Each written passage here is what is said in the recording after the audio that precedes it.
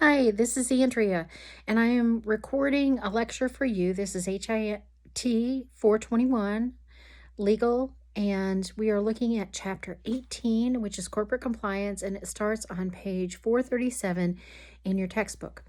Wanted to talk to you a little bit about this chapter since we don't have some PowerPoints to go with it. And you will be covering corporate compliance a couple more times throughout your time with NICC and the HIT program, so don't feel like this is it. This is your only one. But it's a good introduction. It's a good basic chance to look into corporate compliance. So hopefully you've read the chapters. The chapter. I'm going to just skim through it, and then we'll see how it goes. All right. So what is corporate compliance? Corporate compliance is a program. It's a legal requirement. It it requires organizations to prevent fraud and abuse, and it gives them guidelines that if something happens that may be fraud or abuse, how to report it. But mostly, corporate compliance is about integrity. It's about doing the right thing no matter what. So you want to set up processes where you're checking yourselves, whether you're talking about release of information or coding, even record analysis. You want to make sure that you're producing a quality item. So that's where this is coming from. If you look at the bottom of page 438, you'll see it talks about what is fraud and abuse. Fraud is defined as a false representation of fact, a failure to disclose a fact that is material or relevant to a healthcare transaction, or it's damage to another party that reasonably relies on the misrepresentation or failure to disclose. Where this came out of was actually the American War between the states in the 1860s. There were companies that defrauded the government, and that's where you get the word defraud or fraud, where they sold them substandard weapons, and it ended up costing many Union soldiers their lives. And as a result, the government put a law in place and to hold these companies accountable for the very poor, misrepresented, poor quality, misrepresented items that they sold the federal government. When Medicare and Medicaid came into being and the government became involved in healthcare, they noticed over time that there was some misrepresenting going on. They felt in some ways they were being defrauded. So they pulled out that old law from the 1860s and brought it back. And this time they brought it back requiring certain things from healthcare organizations. So moving down the page to 439, it talks about abuse. Abuse is unnecessary. It's unnecessary cost to the healthcare program, improper payments, services that fail to meet professionally recognized standards of care or are medically unnecessary. Remember that? Medical necessity and how important it is to be able to prove that something really truly is justified. Services that directly or indirectly result in adverse patient outcomes or delays in appropriate diagnosis or treatment. Those are all examples of abuse. You'll hear fraud and abuse sometimes used interchangeably, and you want to avoid that if you can. It's easier to just say fraud and abuse or fraud or abuse rather than trying to define either one, but it's important that you know the difference. Fraud is knowingly doing something. Abuse sometimes has a willful component to it, but it's more taking advantage. It's not an outright deliberate error. It's more of a taking advantage of a gray area. So you'll see that at the bottom of page 49. The difference really between the two is intention.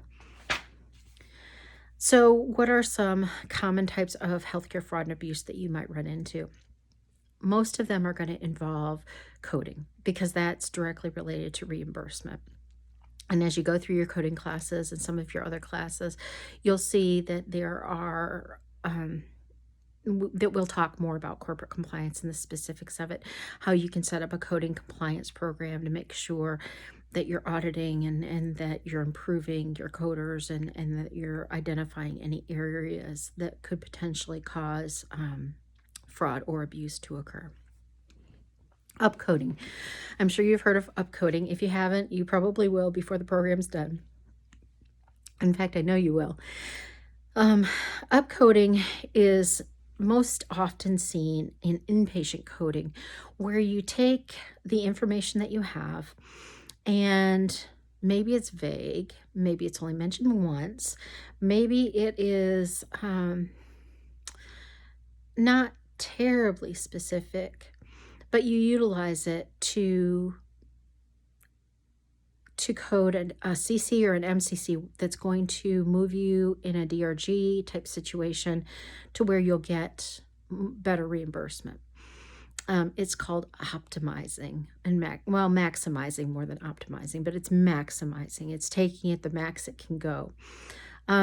We all try to optimize to some degree, but we have to do it based on the documentation, the patient's true situation, the physician, the provider's documentation, all of that.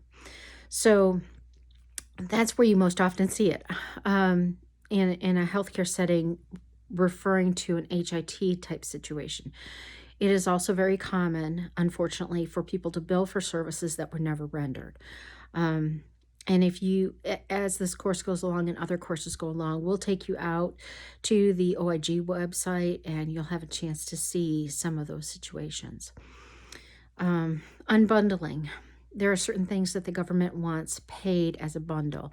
And when you unbundle them and you add additional codes to it, it can change the reimbursement. And that is another area for fraud or abuse. Billing patients more than the copay amount, accepting kickbacks. And that is a financial incentive to refer patients, specifically Medicare patients or Medicaid patients, to a specific hospital or service or procedure, those types of things. You can't waive patient copays or deductibles either, and you're not to overbill.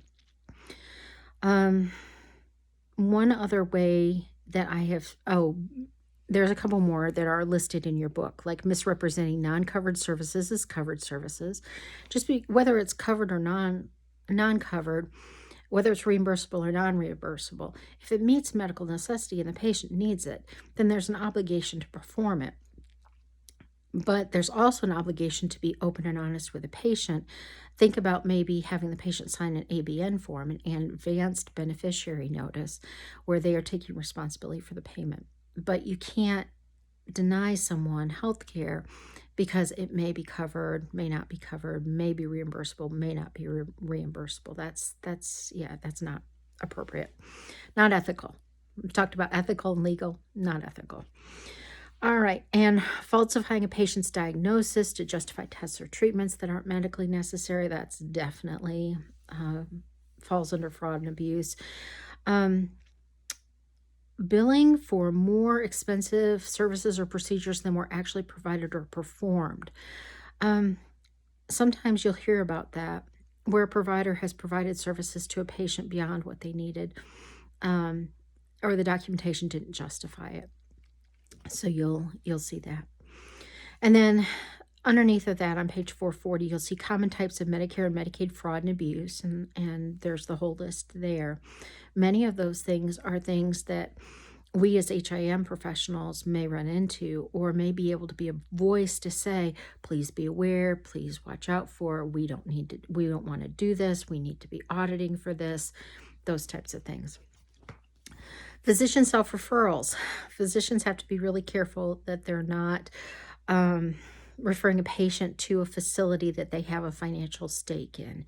So, for instance, if it's an ambulatory surgery center, a private freestanding ambulatory surgery center not associated with a hospital, and the doctor has a financial stake in that, maybe he owns shares, maybe she has some kind of an agreement with them where she's drawing a salary or what have you, and she refers patients there or he refers patients there, that's an issue because essentially they are doing something that creates their own money, and that's something that the government's been watching. So you want to watch out for that. Electronic health records. There's a whole section on that, and trust me, you'll get a lot more of that as it goes by. For those of you who are first year students going into second year HIT programs, it looks like in the fall we'll be spending plenty of quality time on EHRs and health information systems and comparative records and all sorts of other stuff. So you have that to look forward to. We'll hear it again. We'll talk about it again. Moving on to page 442, the False Claims Act is the big part of that it talks about, and that's the one that was brought about from the American War between the states. So you may find that there and read further about it. One thing that you need to know about the False Claims Act is about whistleblowers. Anyone can be a whistleblower, anyone who identifies a situation. Now, you hope that the person has the integrity to go through their chains of command, wherever they are, to bring it to someone higher up that this is happening.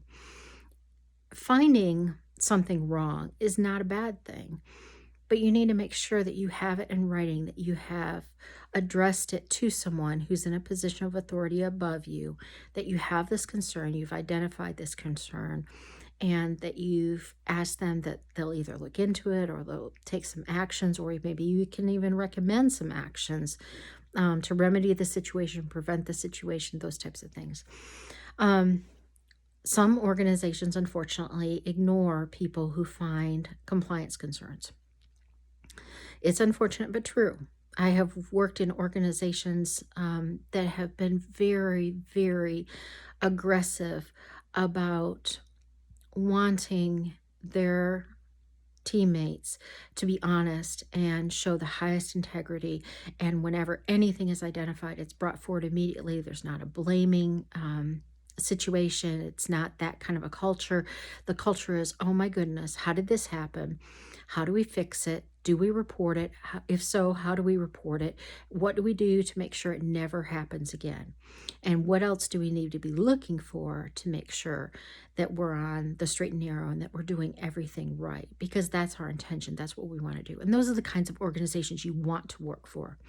If you end up finding yourself in an organization that does not have that level of integrity, that basically tries to shoot the messenger, that the person who identifies that, hey, there's something not quite right here, or I'm worried there may not be something right, and brings that forward, if they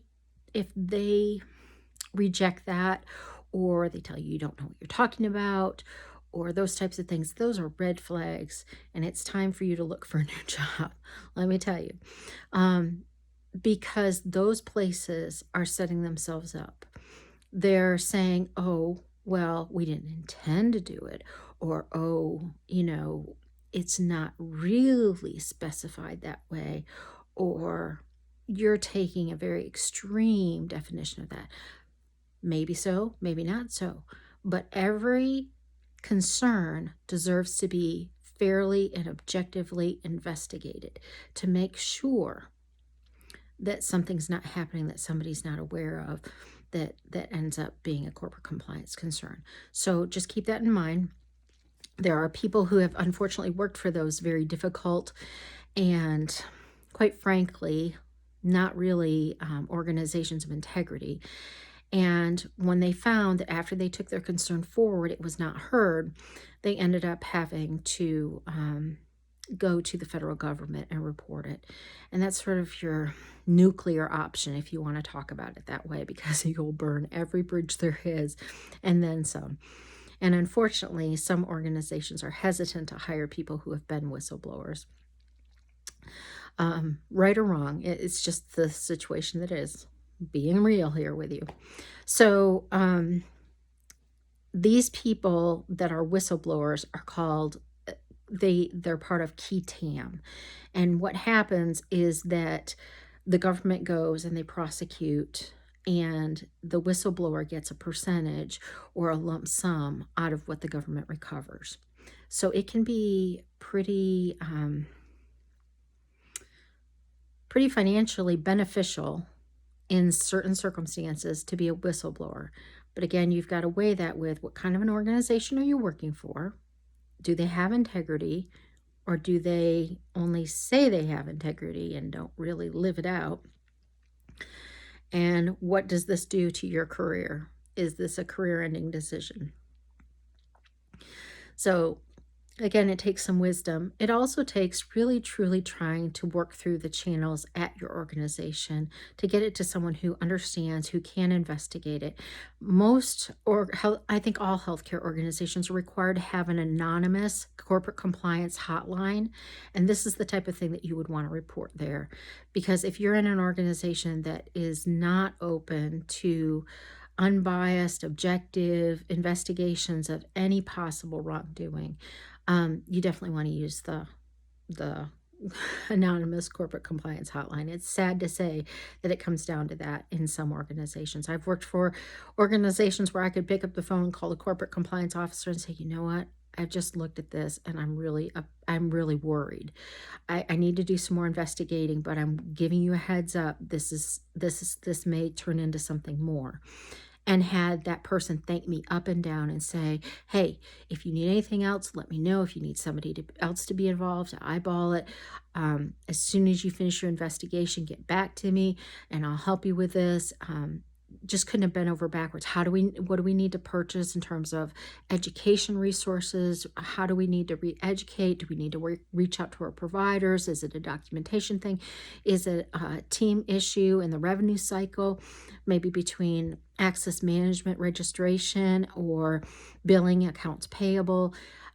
You have some organizations that really do live out integrity, and they want to know, and they want to prevent it, and they want to be helpful. And that's where I hope you end up working in the future. But there is also the other that you need to be aware of. So another thing, on bottom of page 443, there is a Fraud Enforcement and Recovery Act of 2009. You don't really need to know the year, but this is important because the Office of the Inspector General works with the Department of Justice, who works with all sorts of other branches of law.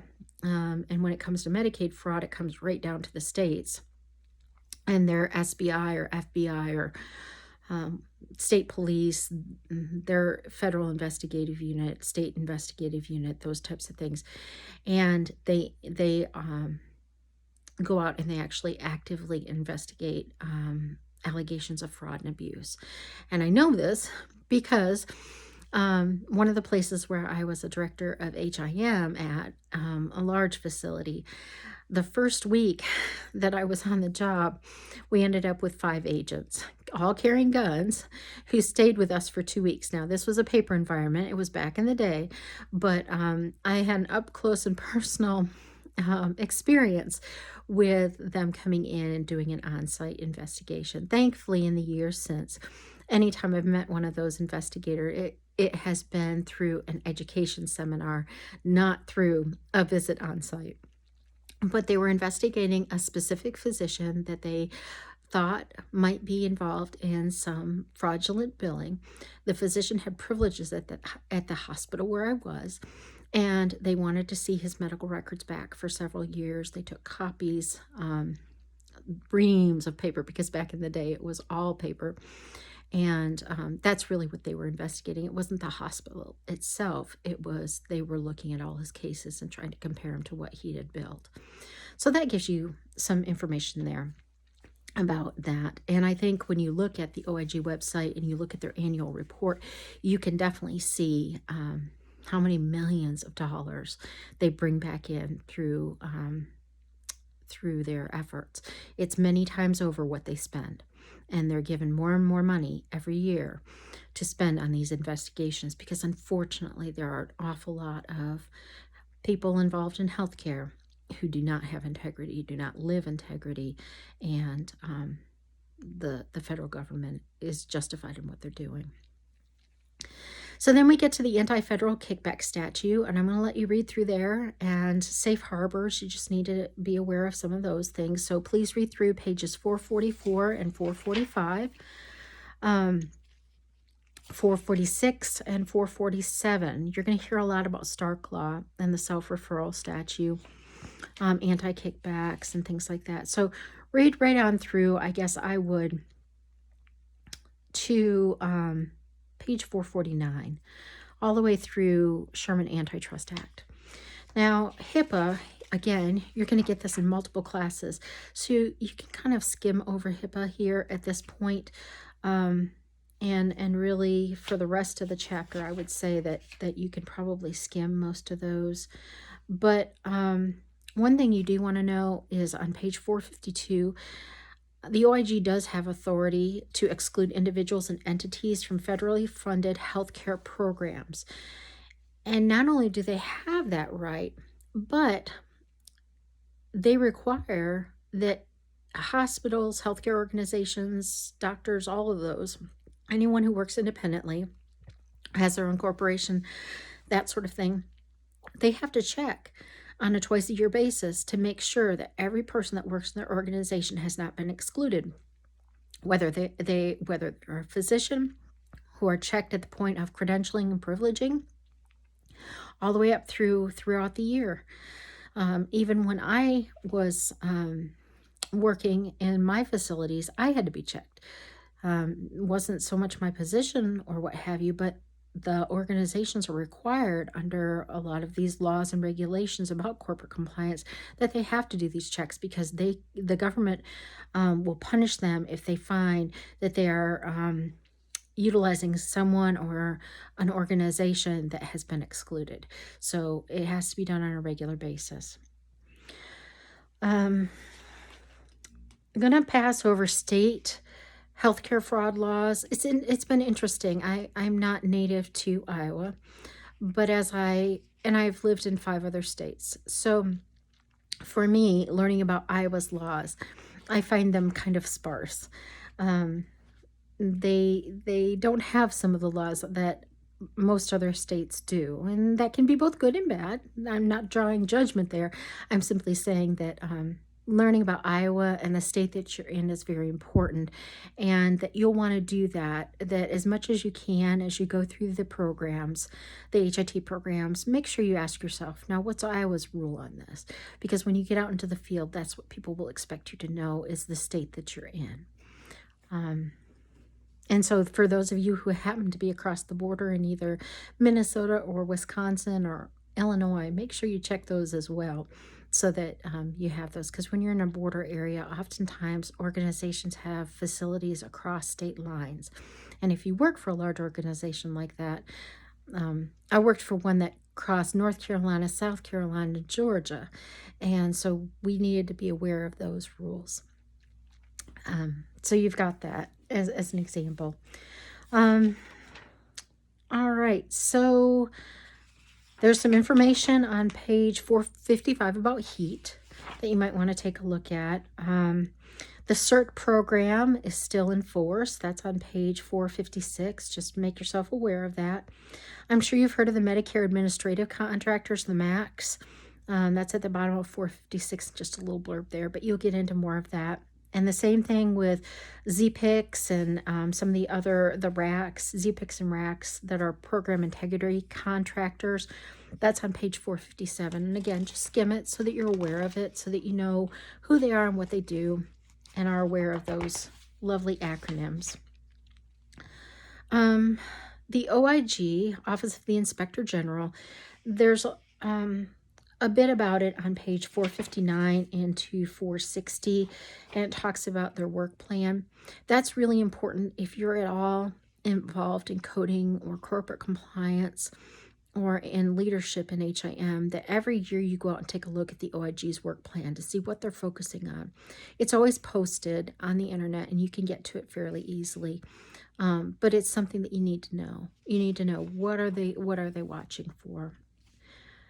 Because really, shouldn't you be auditing it? Just a thought.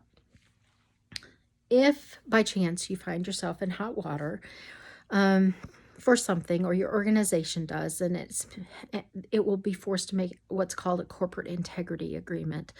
And that's part of the settlement with the government for wrongdoing, or for saying, hey, we weren't really wrong, but we can't really fight you on what you're saying we did wrong. They put those in place. And thankfully, I've not been an organization that had one while I was there. I've come to organizations, well, one that had one put into place before I ever came. So it's unfortunate, but it does happen. Let's see. Fraud prevention strategies start on page 462. Definitely worth a read, just to be aware of corporate compliance. But again, you're going to get touches of this throughout several of your courses and classes in HIT. So it's really just to familiarize yourself with it. That the fact that there are elements to a corporate compliance program, such as the standards of conduct, which everyone needs to review at least annually. You have to have a corporate compliance officer. You have to have corporate compliance policies and procedures, education and training, which really should be annual. Need to have those open lines of communication. You need to be able to do auditing and monitoring and show the results of your auditing and monitoring. It's not enough to do auditing and monitoring if you don't follow up on it. Because if you identify something through your auditing and monitoring and then you don't follow up on it, that's not good either. And then there's offense detection, corrective action initiatives, enforcing disciplinary standards so that everybody's under the same standards if there's some kind of disciplinary action that needs to take place. And that is the end of the chapter. So hopefully this video was helpful, or hopefully we just covered some things that maybe needed a little bit of reinforcement. I'm going to go on after this and record chapters 19 and 20, but those will be in separate videos. I hope you're staying safe and healthy. I hope your loved ones are all well, and I'll be back to talk to you soon. Bye.